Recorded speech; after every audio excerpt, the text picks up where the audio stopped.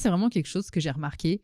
Plus les personnes sont expertes et on va dire, ont géré leur ego, et plus elles sont capables de t'expliquer des choses simplement, tu vois.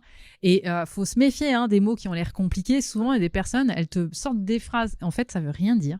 Mais tu as l'impression qu'elles sont super intelligentes parce qu'elles ont utilisé des mots que tu dis, ça, c'est tellement compliqué ce mot. Je le comprends pas, ça doit être quelque chose d'important. Ça doit forcément être quelque chose d'hyper technique. Je suis pas niveau. Donc, je sais moins. Donc, ok, je me remets à Dieu en blouse blanche et je la boucle. Tu vois, c'est vraiment ça. Là où tu peux déjà commencer à travailler un peu, c'est que quand on te pose une question, réponds pas à la question. Demande des précisions. Parce que souvent, une personne, on va lui poser une question et elle va s'empresser de répondre parce qu'elle a été dressée comme ça. On nous a appris à faire ça. C'est du dressage. Moi, j'aime bien utiliser ce mot parce que ça choque. Genre, mais comment tu dis du dressage? Mais si, c'est du dressage.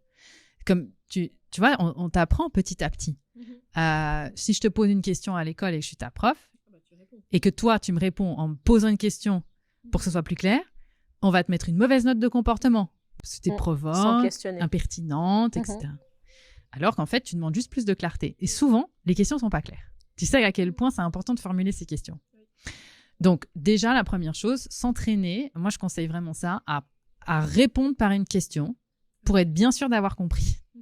Pour soi. Et ensuite, on regarde comment ça réagit en face. Voilà. Ça, c'est déjà une étape facile à mettre en place.